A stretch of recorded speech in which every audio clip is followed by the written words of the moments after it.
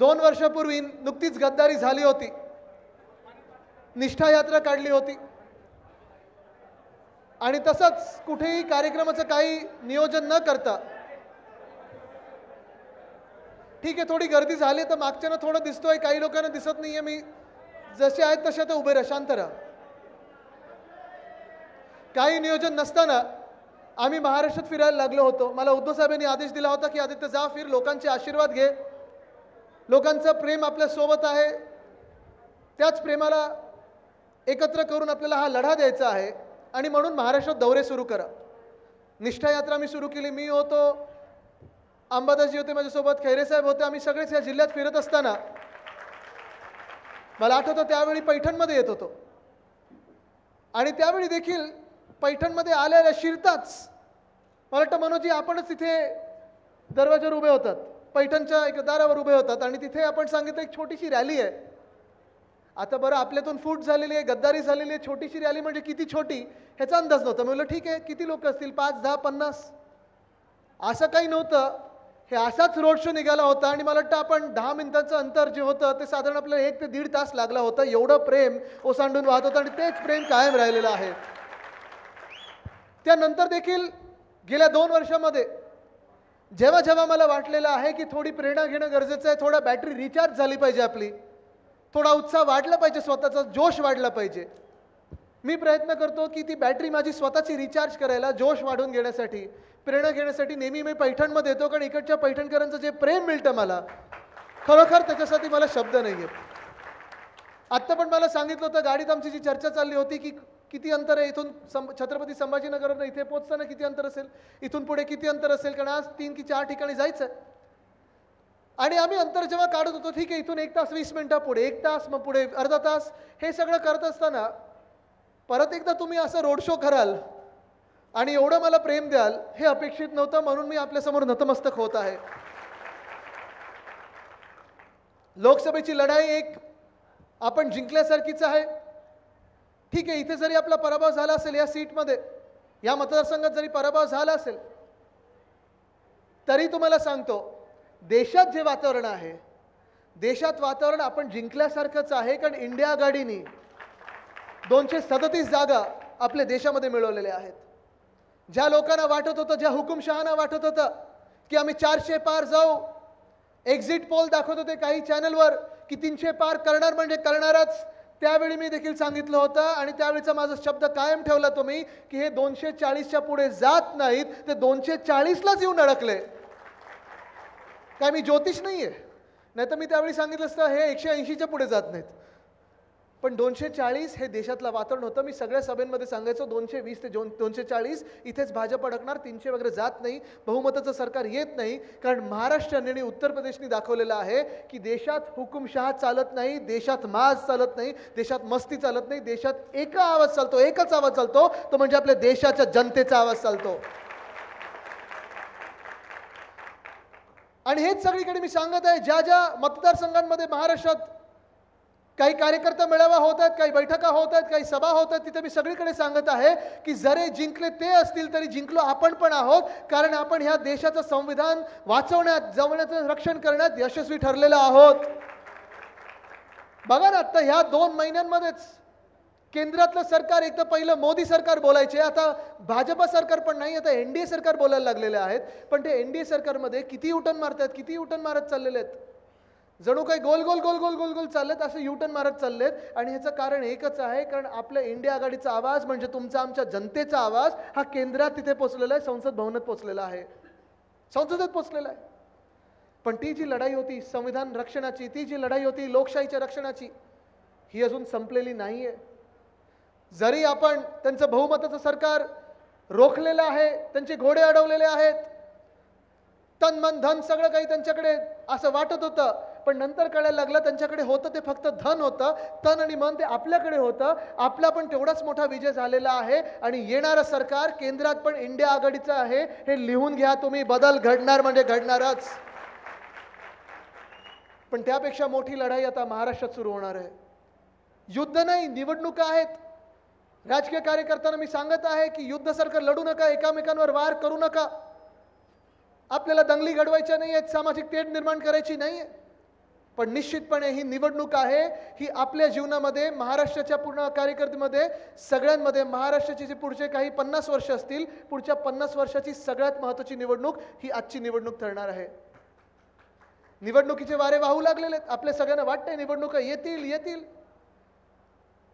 पण केंद्रात भाजपचं सरकार बसलेलं आहे. अच्छे दिन येणार होते, 10 वर्ष झाले, आले नाहीत.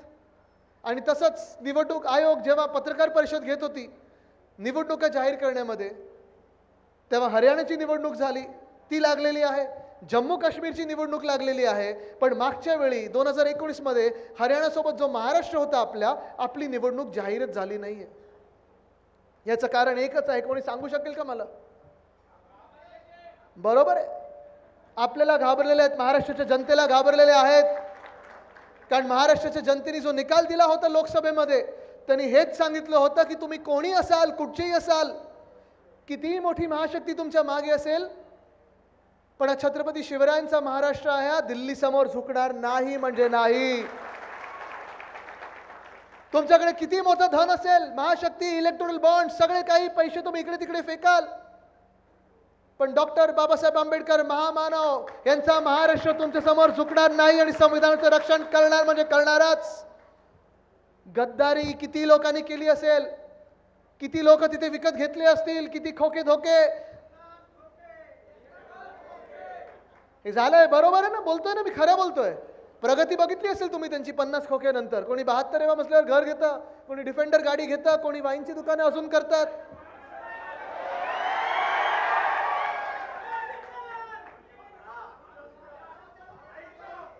काय काय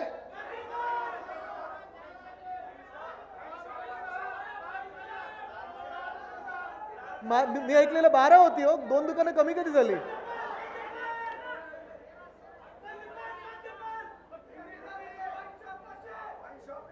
पण हा राग हा इथे व्यक्त करून चालणार नाही, हा मतपेट्यांमध्ये पण आला पाहिजे. कारण आज मी तुम्हाला साधा प्रश्न विचारत आहे. 2 वर्षापूर्वी जी गद्दारी झाली, जे आपल्या महाराष्ट्रात, मी जे सांगतोय, सतत सांगतोय की संविधान रक्षणाची लढाई संपलेली नाहीये. कारण ते संविधान जर बाजूला ठेवलं असेल, संविधानाचा अपमान पहिला कुठे झाला असेल तर तो ह्या महाराष्ट्रात झाला. कारण ह्या घटनाबाह्य सरकारला ज्या मिनिटाला आपल्या डोक्यावर बसवलं, एक घटनाबाह्य सरकार आपल्या डोक्यावर बसवलेलं आहे. कोर्टाचा निर्णय अपेक्षित आहे, जेव्हा येईल तेव्हा येईल, माहित नाही, तारीख पे तारीख होत चाललेली आहे. कदाचित त्याच्या आधी निवडणुका येतील, पण जेव्हाही सन्माननीय सर्वोच्च न्यायालय आपल्याला निकाल देईल, हे 40 गद्दार बाद झाल्याशिवाय राहणार नाहीत, हे तुम्हाला सांगत आहे. कारण हे सरकार घटनाबाह्य आहे म्हणजे आहेच, पण घटनाबाह्य सरकार म्हणजे संविधानाचा अपमान. 2 वर्ष कुठच्याही महानगरपालिकेच्या निवडणुका नाही म्हणजे लोकशाहीला बाजूला ठेवलेलं, चिरडलेलं आहे. आणि ह्या 2 वर्षामध्ये कोणी वाईनची दुकानं उघडत गेलं, कोणी डिफेंडर गाड्या घेत गेलं, कोणी मोठी घरं घेत गेलं, कोणी मोठे बंगले बांधत गेलं. मला तुम्ही सांगा, ह्या 2 वर्षात 40 चोरांची प्रगती झाली आहे, पण तुमची, आमची, कोणाची, या महाराष्ट्राची प्रगती झाली आहे का? झाली आहे कोणाची प्रगती? नाही झाली आहे. आणि म्हणून जे मी तुम्हाला सांगत आहे की तुमच्या जीवनातली सर्वात मोठी लढाई, तुमच्या जीवनातली सर्वात मोठी निवडणूक ही आता येत आहे. तुम्हाला ठरवायचं आहे तुम्ही कोणाच्या बाजूने मतदान करणार आहे. आज आपण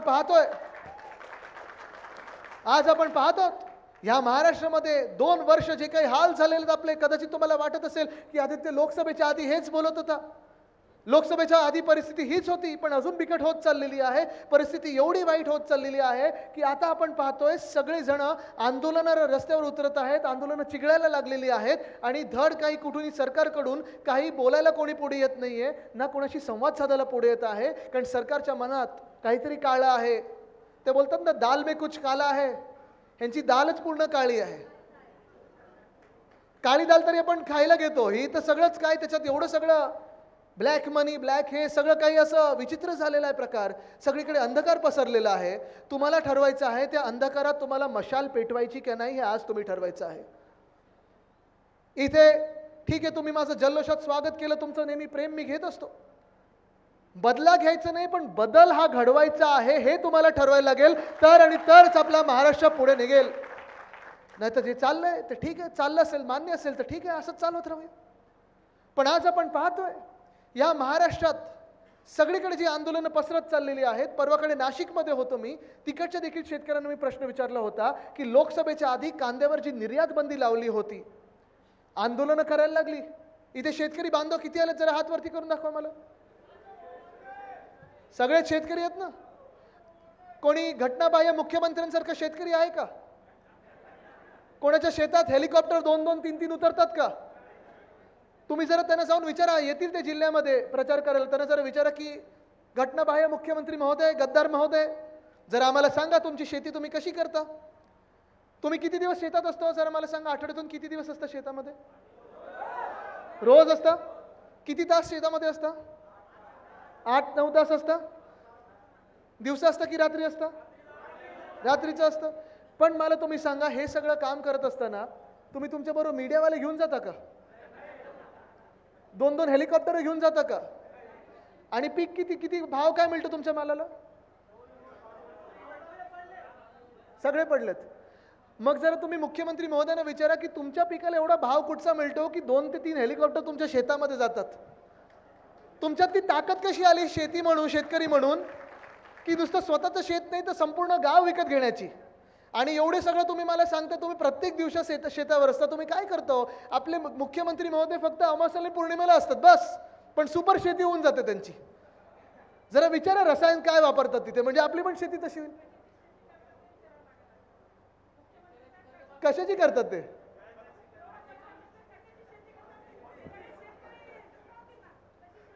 तेच जरा तुम्ही विचारलं पाहिजे. पण मी नाशिकमध्ये गेलो होतो तेव्हा त्यांना विचारलं होतं, शेतकरी आपले तिथे जे बांधव आहेत त्यांना विचारलं होतं की कांद्याची निर्यात बंदी जेव्हा लावली होती तेव्हा आपण आंदोलन केलं, आंदोलन करायला लागलं. मग निवडणुका येतील म्हणून भाजपने तो निर्णय मागे घेतला. पण तो निर्णय मागे घेताना देखील आपल्याबरोबर दुजाभाव झाला. तो हा होता की गुजरातमधली कांद्याची निर्यात बंदी पहिली हटवली गेली, त्याच्या 2 की 3 आठवड्यानंतर आपल्या महाराष्ट्रातली कांद्याची निर्यात बंदी हटवली गेली. मान्य तुम्हाला? असं सरकार मान्य आहे तुम्हाला? हा दुजाभाव करणारा भाजप मान्य आहे तुम्हाला? परत त्यांना आपले शकतो का आपण? आज शेतकरी बांधवांना मी विचारत आहे की हा आपल्या सरकारमध्ये असेल किंवा महाराष्ट्र सरकारमध्ये असेल, तुम्ही विचार करा शेतकऱ्यांबद्दल त्यांच्या मनात किती खोट आहे, किती काय विचार असतील, किती घाणेरडे विचार असतील, तुम्ही विचार करा. 2 वर्षापूर्वी जेव्हा दिल्लीच्या बॉर्डरवर शेतकरी बांधव आपले हरियाणातले असतील, चंदीगडमधले असतील, पंजाबमधले असतील, सगळे दिल्लीकडे मोर्चा घेऊन निघाले होते. त्यांची मागणी एकच होती की आमचे ज्या काही मागण्या आहेत त्या ऐकून तरी घ्या. त्यांची मागणी एवढीच होती की आमची जी काही यादी आहे मागण्यांची, मान्य जरी केलं नाही तरी कोणीतरी समोरून या, मंत्री महोदय बोला आमच्याशी, आमच्यामध्ये बसा, आम्हाला माणूस म्हणून जगवा, आम्हाला माणूस म्हणून तोच सन्मान द्या जो तुम्ही तुमच्यात प्रवेश घेता त्यांना देता. पण तसं नाही केलं भाजपाने. 2 वर्षापूर्वी असेल आणि 6 महिन्यापूर्वी असेल, जेव्हा जेव्हा शेतकऱ्यांची आंदोलनं दिल्लीच्या दारावर झालेली आहेत, जेव्हा जेव्हा शेतकऱ्यांचे मोर्चे निघालेले आहेत, तेव्हा तेव्हा ह्याच भाजपानी, ह्याच मोदी साहेबांच्या भाजपानी शेतकऱ्यांना अतिरेकी म्हणून संबोधित केलेलं आहे. मान्य आहे तुम्हाला हा भाजप? शेतकऱ्यांना अतिरेकी म्हणतात, खलिस्तानी म्हणतात, माओवादी म्हणतात, अर्बन नक्सल बोलतात. आणि सगळं काही एवढं बोलून थांबत नाही तर पोलिसांना त्यांच्यावर लाठीचार्ज करायला लावला, त्यांच्यावर अश्रुधूर सोडायला लावले, त्यांच्यावर गोळीबार करायला लावला. पण आज या देशातली शेतकऱ्यांची ताकद बघा. उत्तर प्रदेशमधली असेल किंवा हरियाणातली असेल किंवा महाराष्ट्रातली असेल, भाजपला त्यांनी जागा दाखवलेली आहे. पण हे इथे थांबत नाही, कारण मी जसं सांगितलं ही निवडणूक फार महत्त्वाची ठरणार आहे. हुकुमशहा बनणार की नाही हे आपल्या निवडणुकीवर ठरणार आहे. तुमचा आवाज ऐकला जाणार की एकाच व्यक्तीची मन की बात ऐकली जाणार हे आपल्या निवडणुकीवर ठरणार आहे. मी आज शेतकरी बांधवांना विचारत आहे की गेल्या 2 वर्षामध्ये जेव्हा जेव्हा आपल्यावर आपत्ती आली असेल, गारपीट झाली असेल, अवकाळी पाऊस पडला असेल, सततचा पाऊस लागला असेल, तुम्ही मला सांगा तुमच्या शेतांमध्ये कोण दिसलं? मी आणि अंबादासजी दिसलो की मग तुम्हाला मुख्यमंत्री दिसले आणि कृषी मंत्री दिसले? कोण दिसलं तुम्हाला जरा सांगा? कोण दिसलं? दिसलो ना आम्ही तुमच्यामध्ये? तुमचे आवाज उठवताना दिसलो, तुमचे प्रश्न उठवताना दिसलो ना? पंचनामे करून घेतले, पंचनामे करून शासन दरबारी पाठवले. पण हे शासन एवढं निर्दयी आहे, हे शासन एवढं खोटं आहे की कधी त्यांनी जेवढी मदत पाहिजे तेवढी करून दिली नाही. 2 वर्षापूर्वीचं जे सरकार होतं, त्याच्या आधीचं सरकार होतं, महाविकास आघाडीचं सरकार होतं, एक व्यक्ती मुख्यमंत्री होते, उद्धव बाळासाहेब ठाकरे. आपलं कुटुंब प्रमुख म्हणून त्यांनी काम केलं. आणि मला आठवतं, मी साक्ष या घटनेला, जेव्हा आपलं सरकार नुकतं बसलं होतं, काँग्रेस आणि राष्ट्रवादी काँग्रेस सोबत आपलं महाविकास आघाडीचं सरकार बसलं होतं, नागपूरमध्ये सगळे अधिकारी आले आणि उद्धव साहेबांना विचारलं त्यांनी, उद्धव साहेब तुम्ही मुख्यमंत्री आहात, नागपूरचं अधिवेशन सुरू होत आहे, तुम्ही सांगा कुठे आपण आर्थिक तरतूद केली पाहिजे, कुठे आपण काय तरतूद केली पाहिजे की आर्थिकदृष्ट्या कोणाला मदत केली पाहिजे. या महाराष्ट्रात तुम्हाला पहिलं धोरण जर आणायचं असेल, कोणाला मदत करायची असेल तर कोणाला करायची तुम्ही सांगा. तुमच्या मनात आहे तसं होईल, कारण तुम्ही मुख्यमंत्री आहात. आणि उद्धव साहेबांनी सांगितलं होतं की माझं पहिलं वचन माझ्या शेतकरी बांधवांना आहे. निवडणुकीच्या आधी उद्धव साहेबांनी सांगितलं होतं की मी या महाराष्ट्रात कर्जमुक्ती करून दाखवीन. कर्ज माफी नाही, माफ आपण गुन्हेगाराला करतो, कर्जमुक्ती करीन. आणि 2 लाखापर्यंत जे कर्ज होते ते संपूर्ण महाराष्ट्रात आपण कर्जमुक्ती करून दाखवली. हे आपलं सरकार होतं. तुम्हाला निवडायचं कोण तुम्हाला तुमच्या सोबत पाहिजे.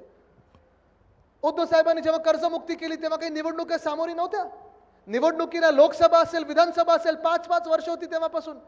सहसा कुठचाही राजकीय पक्ष असेल, कुठचाही मुख्यमंत्री असेल, निवडणुका जवळ आले की हे सगळे खेळ सुरू होतात.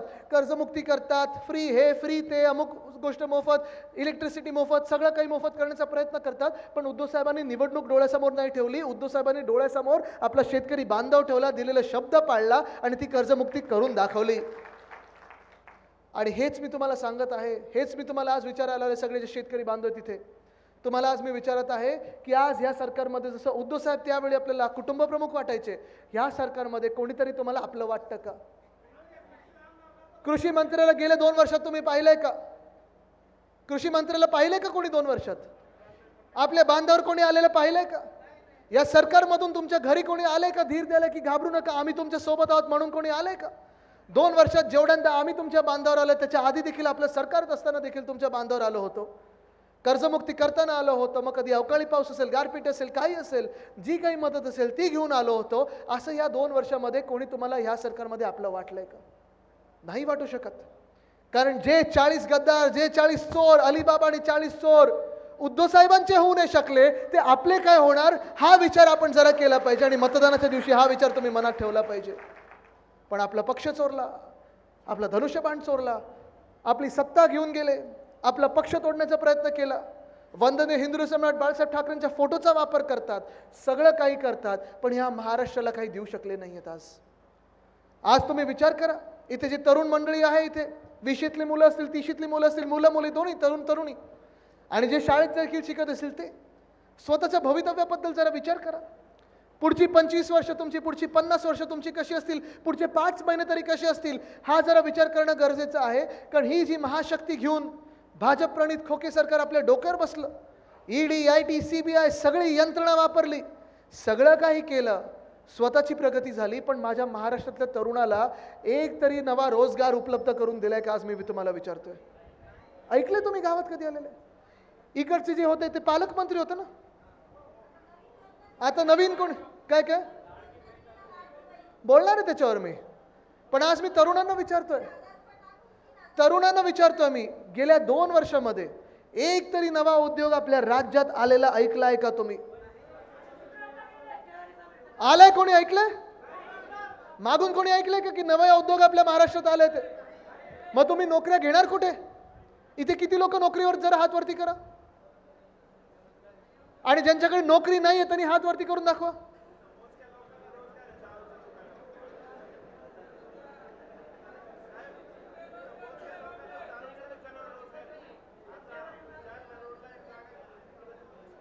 दारूच्या दुकानावरचा रोजगार मानत नाही, मग तुम्ही नोकऱ्या घेणार तरी कुठे? जॉब ऍप्लिकेशन वगैरे केलंय का? काय काय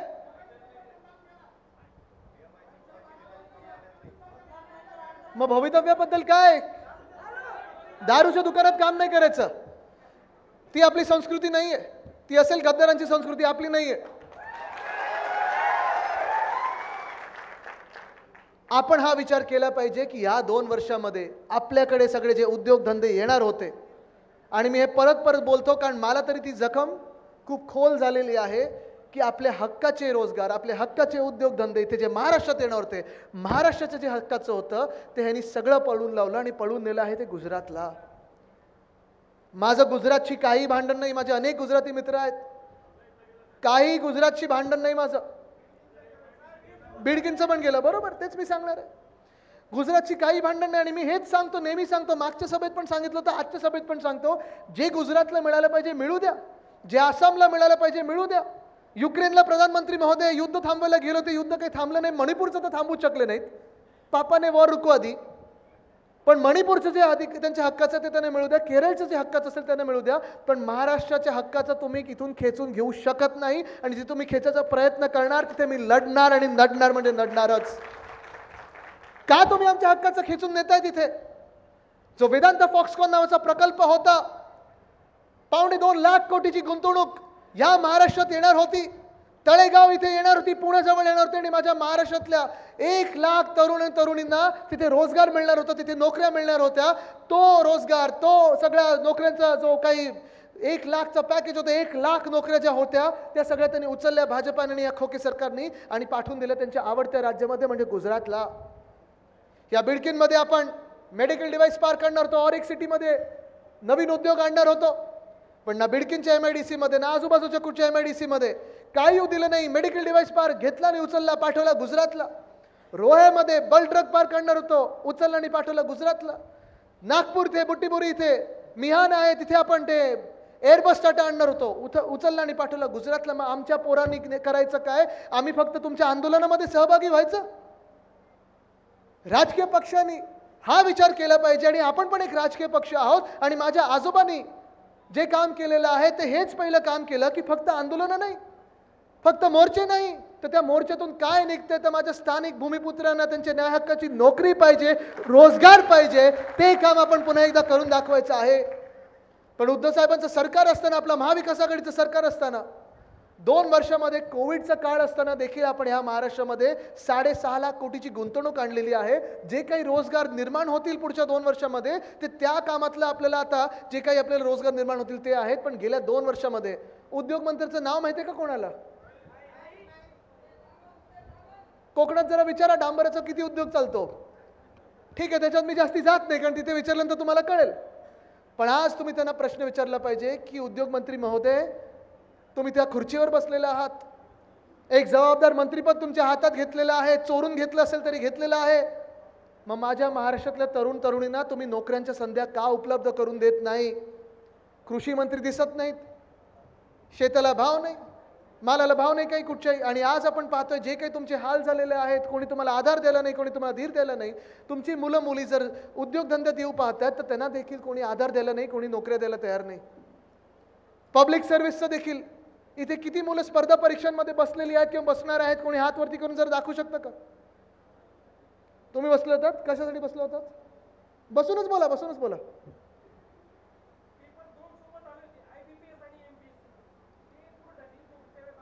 आंदोलन होतात तुम्ही, पण तुम्ही मला सांगा किती वेळा आंदोलन करायला लागणार तुम्हाला? प्रश्न किती सोपा होता. आपल्या महाराष्ट्रामध्ये जे स्पर्धा परीक्षा देतात, MPSCच्या परीक्षा देतात, कितीतरी हजारो मुलं, लाखो मुलं, मराठवाड्यातले कितीतरी हजारो मुलं मुली येतात पुण्याकडे आणि ट्युशनला जातात, तिथे अभ्यास करतात.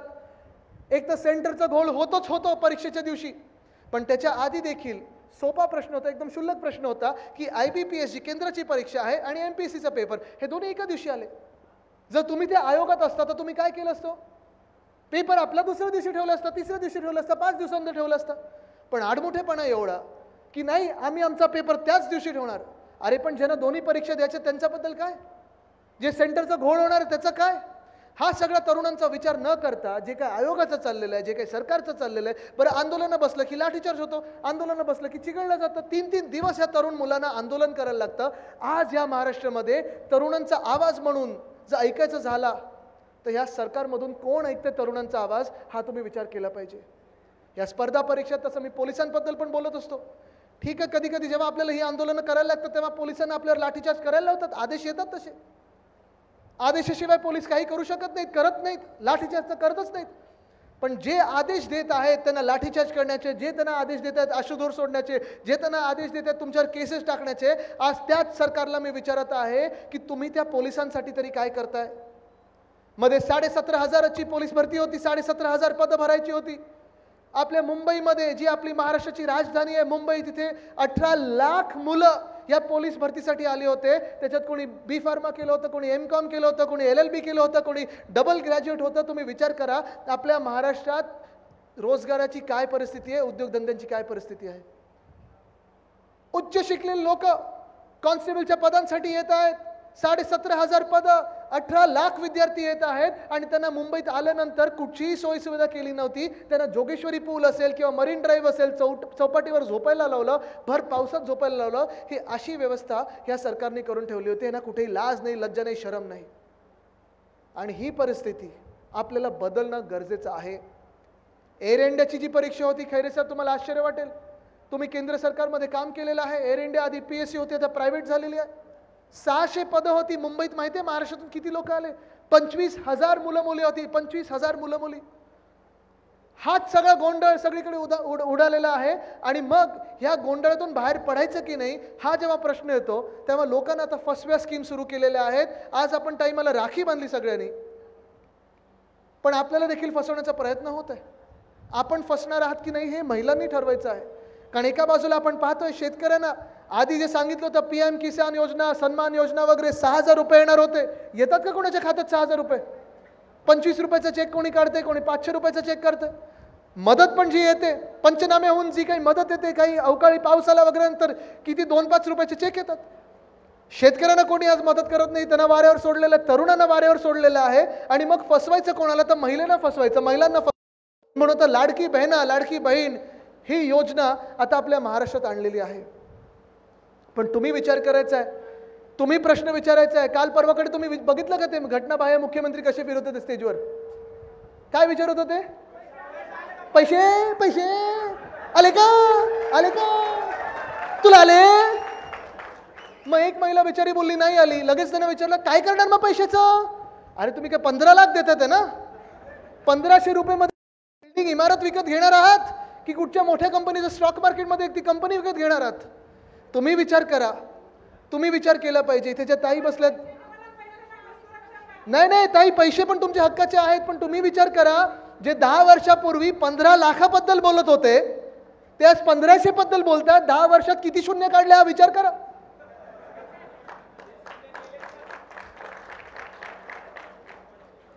घटनाबाह्य मुख्यमंत्र्यांना विचारता चेहऱ्यावर शून्य असतो की हे विचारा प्रश्न पुढच्या वेळी तुमच्या जिल्ह्यात येतील ना, तर एका ताईने त्यांना विचारा की साहेब तुमचे जे बॉस आहेत, जे दिल्लीत बसलेले जे मालक आहेत, खरे मालक अदानी आहेत ते वेगळं, पण तुमचे जे मालक आहेत भाजपा, जे दिल्लीतून तुमच्यावर सगळं काही अंकुश ठेवतात, साहेब कधीतरी त्यांना विचारा की 10 वर्षापूर्वी प्रत्येकाच्या खात्यात नुसतं ताईंच्या खात्यात नाही, प्रत्येकाच्या खात्यात 15 लाख येणार होते. निवडणुकीपर्यंत आपण ऐकलं होतं, नंतर सांगितलं जुमला होता. त्या 15 लाखाचं 1500 कधी झालं हे जरा आम्हाला सांगा. मग दुसरं काय सांगतात घटनाबाह्य मुख्यमंत्री आपल्याला की आत्ता 1500 ठेवा, सरकार आल्यानंतर परत एकदा आम्ही तुम्हाला वाढीव देऊ. विश्वास ठेवू शकता का कोणी त्यांच्यावर? विश्वास ठेवू शकता का? इकडचे जे आता त्या 72 माळ्यावर पोहोचले तर अजून किती वरती जातील माहित नाही. जॅकेट बनवून ठेवलं होतं 2 वर्ष, मंत्रीपद मिळेल मिळेल मिळेल, त्यांचा पण विश्वासघात या घटनाबाह्य मुख्यमंत्र्यांनी केला. म्हणजे एक विश्वासघात की दुसऱ्या विश्वासघातकीचा विश्वासघात करत असतो. हे सर्कल आहे. गद्दार गद्दार आपल्यातच गद्दार. पण हे तुम्ही विचार करा.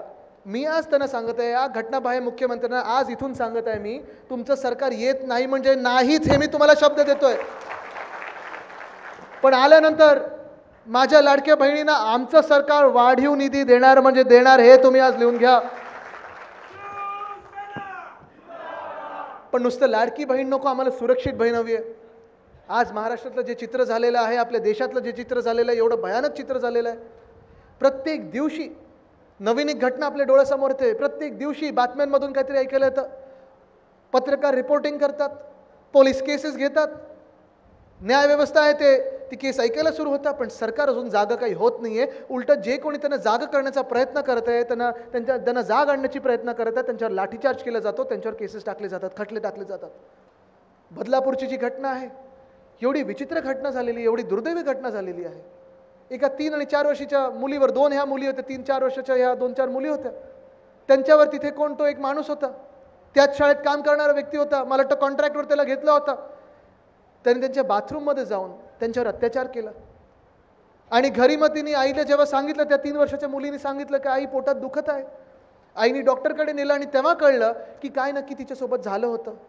ती आई प्रेग्नंट आहे, गरोदर आहे, गर्भवती. 6 की 7 दिवस पोलीस स्टेशनला येत जात होती. तिथे विनंती करत होती की नोंद घ्या ह्या गोष्टीची, FIR घ्या, FIR घ्या. पण पोलिसांवर देखील दबाव होता, कारण ती शाळा जी होती ती एका भाजपवाल्याची शाळा होती. भाजपवाल्याची शाळा होती. आपटे नावाचे गृहस्थ आहेत आणि ते आपटे आता कुठे आहेत हे कोणाला माहिती नाही. पण ती शाळा, त्याच्यावर काही कारवाई होऊ नये, त्या शाळेची बदनामी होऊ नये म्हणून FIRच घेतली नव्हती. मग स्थानिक पातळीवर आंदोलन सुरू झालं, रस्ता रोको सुरू झालं, रेल रोको सुरू झालं आणि मग 10 तास त्या महिलेला पोलीस स्टेशनला बसवल्यानंतर 11व्या तासी त्यांनी ती FIR घेतलेली आहे, पण पुढे कारवाई होत नव्हती. मग परत एकदा आंदोलन करायला लागलं आणि विचार करा तुम्ही, आंदोलन करणाऱ्यांवर खटले 2-4 मिनिटात घेतले होते, पण ज्यांनी हे अत्याचार केले त्या लहान मुलीवर त्याच्यावर खटला घ्यायला त्यांना 10 की 12 दिवस लागले. ही परिस्थिती आज आपल्या महाराष्ट्राची आहे. ही कोणी करून ठेवलेली आहे? ही त्याच भाजपाने करून ठेवलेली आहे, ज्या भाजपाने बिल्किस बानो ही एक महिला होती गुजरातमधली, तिच्या देखील 2 की 3 वर्षाच्या मुलीला ज्यांनी चिरडलं, डोक्यावर आपटून मारून टाकलं, तिच्यावर बलात्कार केला. त्या बलात्काराने जेव्हा सर्वोच्च न्यायालयाने शिक्षा सुनावली, जेलमध्ये टाकलं, त्याच भाजपाने त्या बलात्कारांना त्या जेलमधून बाहेर काढलं, त्यांचं औक्षण केलं, त्यांना हार घातले आणि त्यांना अशाच एका मोठ्या निवडणुकीच्या रॅलीत फिरवलं. ह्या भाजपाने आपली परिस्थिती महाराष्ट्राची अशी करून ठेवलेली आहे. बिल्किस बानोची जातपात धर्म कुठची असो, वंदनीय हिंदू सम्राट बाळासाहेब ठाकरेंनी एक जे आपल्याला की जातपात धर्म न बघता जो कोणी महिलांवर अत्याचार करेल त्याला भर चौकात फाशी झालीच पाहिजे, ह्या विचाराचे आपण आहोत. पण हीच ती भाजप आहे ज्यांनी बिल्किस बानोवर ज्यांनी अत्याचार केले होते, त्याच अत्याचारांच्या त्याच बलात्कारांना ज्यांनी हार घातले, हीच ती भाजप आहे ज्यांना प्रधानमंत्री महोदयांनी स्वतः कर्नाटकमध्ये जाऊन ते रेवण्णा नावाच्या एका राक्षसाला, ज्यांनी 2 की 3 हजार महिलांवर अत्याचार केलेत, बलात्कार केले, त्याचे व्हिडिओ बनवलेले आहेत, त्याच भाजपने त्याचा प्रचार केला, त्याला निवडून आणलं. हीच ती भाजप आहे. विचार करा, ही भाजपा तुम्हाला ह्या महाराष्ट्रात मान्य आहे का? आणि ही भाजपा तुमचा लाडका भाऊ बनू शकतं का?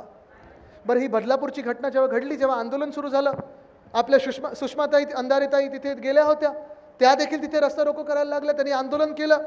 आणि का करावं लागलं आंदोलन? कारण एका महिला पत्रकारांनी जेव्हा रिपोर्टिंग सुरू केलं, त्यांनी एक सहज प्रश्न विचारला, जसे ह्या पत्रकार मला विचारतात, हे पत्रकार विचारतात की तुम्ही कशा पाहता ह्या घटनेला, तुम्ही आता पुढे काय करणार, ह्याच्यावर पुढची कारवाई काय, असंच पत्रकारिता ती करत होती महिला. आणि वामन म्हात्रे नावाचे एक मिंदे गँगचे एक तिकडचे टोळीमधले कोणीतरी आहेत, त्याच वामन म्हात्रेंनी सांगितलं की तू का असे प्रश्न विचारते जसं की तुझ्यावरच रेप झालेला आहे. हे तुमचे लाडके भाऊ बनू शकतात? ठाणे CP कुठे आहेत कोणालाच माहित नाही, कमिशनर पोलीस कुठे आहेत कोणालाच माहित नाही. किसन काथोरे नावाचे तिकडचे जे आमदार आहेत त्यांनी सांगितलं की हे जे आंदोलन आहे हे राजकीय हेतूने केलं जातंय. अरे, जरी राजकीय हेतूने केलं असेल तरी आमच्यात ते मन आहे, ते हृदय आहे की एखाद्या महिलेवर अत्याचार झाला असेल तर आम्ही रस्त्यावर उतरणार म्हणजे उतरणारच, कारण तुम्ही झोपलेले आहात. परवाचा जो आपला बंद होता, काल मला वाटतं अंबादासजी आपण मोदी साहेबांना विचारत होता जा, आणि त्यांना उत्तर द्यायला लागलं त्यांच्या सभेमध्ये.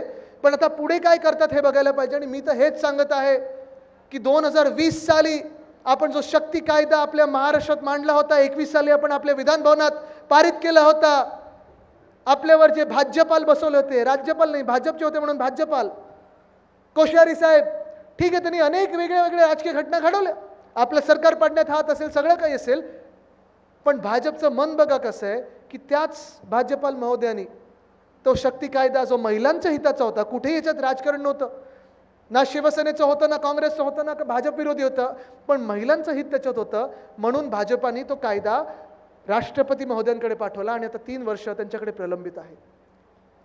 आज मी आपल्या सर्व इथे शिवसैनिकांना सांगतोय, युवती सेनेला सांगतोय, युवा सैनिकांना सांगतोय, महिला आघाडीला सांगतोय की जे उद्धव साहेबांनी सांगितलेलं आहे की आजपासून ही सुरुवात करा, एक मोहीम घ्या, स्वाक्षरी मोहीम घ्या, प्रत्येक महिलेची त्याच्यावर सही असायला पाहिजे, कुठच्याही पक्षाची असो, कुठच्याही जातीची असो, कुठच्याही धर्माची असो, कारण सुरक्षा आपल्या राज्यात असायलाच पाहिजे. महिलांची सुरक्षा ही सर्वप्रथम असायला पाहिजे. सुरक्षित ती ही मोहीम सुरू करा आणि प्रत्येक गाव पातळीवर आपल्याला ह्या सह्यांची मोहीम घेऊन आपल्याला सर्वोच्च न्यायालयात पाठवायचंच आहे, पण राष्ट्रपती महोदयांकडे पाठवायचं आहे की आमचा शक्ती कायदा जो प्रलंबित आहे त्याच्यावर सही करा आणि तो शक्ती कायदा अंमलात आणा, कारण आम्हाला महिला सुरक्षा ही महाराष्ट्रात आणायची म्हणजे आणायची आहे. पण आज आपण पाहतोय जी महाराष्ट्राची हालत झालेली आहे. गृहमंत्री कुठे आहेत? कोण आहेत गृहमंत्री माहिती आहे का आपल्याला? नाही ऐकवलं कोण आहेत? नाही, मागून नाही ऐकवलं कोण आहेत? कुठे दिसलेत का?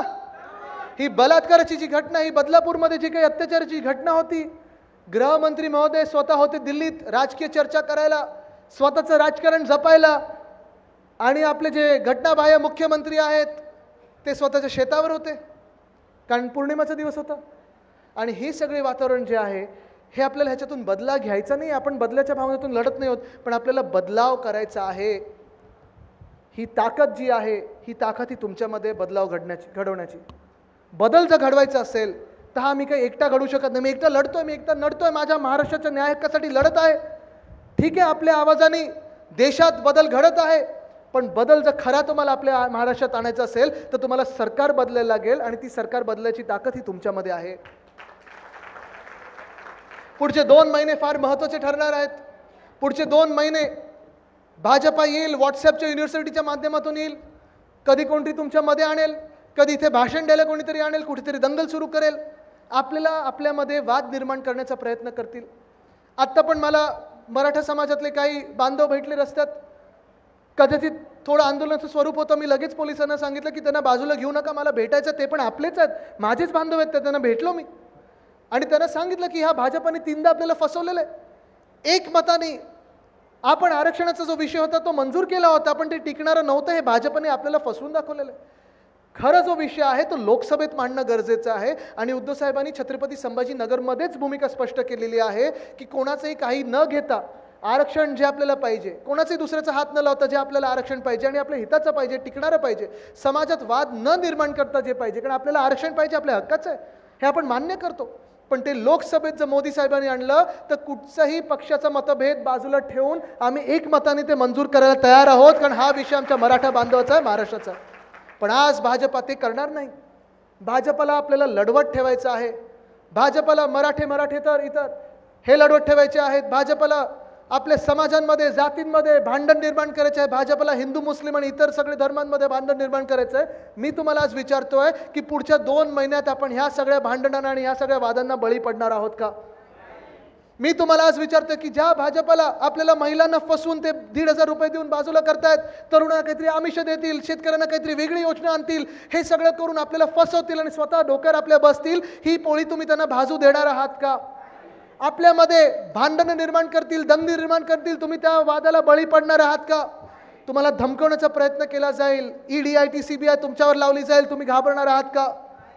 कारण आपल्याला जर बदल घडवायचा असेल तर बदल हा आपल्याला वेगळं राहून चालणार नाही. बघा, ही 5 बोटं आहेत, ही 5 बोटं 5 वेगळे धर्मही असू शकतात. ही 5 बोटं हे 5 वेगळे समाज देखील असू शकतात, 5 वेगळे जाती असू शकतात, किंवा आपण शेतकरी, महिला, गरीब, युवा हे सगळे वेगळे असू शकतात. पण ह्या 5 बोटं ही जर वेगळी राहिली तर काय येऊ शकत नाही. जर ताकद बघायची असेल 5 बोटांची तर ती 5 बोटं एकत्र यायला लागतात. ही ताकद असते. आणि ती जर ताकद तुमच्यामधली जर बघायची असेल तर ती जरा 5 बोटं वरती करा आणि एकत्र करून दाखवा, मला वज्रमूठ करून दाखवा. ही आहे महाराष्ट्राची वज्रमूठ, ज्याला कोणीही थांबवू शकत नाही. ही आहे महाराजांची, ही छत्रपती शिवरायांची वज्रमूठ आहे. ही आपल्या संविधानाची वज्रमूठ आहे. ही आपल्या सामान्य नागरिकाची वज्रमूठ आहे. ही महाराष्ट्राची वज्रमूठ आहे. तुम्ही लढायला तयार आहात का? तुमच्या न्याय हक्कांसाठी लढायला तयार आहात का? महिला सुरक्षेसाठी लढायला तयार आहात का? शेतकरी संविधान, शेतकऱ्यांचे जे सन्मान आहे त्याच्यासाठी लढायला तयार आहात का? तरुणांच्या नोकऱ्यांसाठी ते लढायला तयार आहात का? महाराष्ट्राच्या स्वाभिमानासाठी लढायला तयार आहात का? लढायला तयार असाल तर दोन्ही हात वरती करून ती ताकद मला द्या आणि आशीर्वाद द्या. ही ताकद आहे एकजुटीची. ही जर ताकद आपण एकत्र ठेवली तर कोणी आपल्याला मागे खेचू शकत नाही. धन्यवाद. जय हिंद, जय महाराष्ट्र, वंदे मातरम.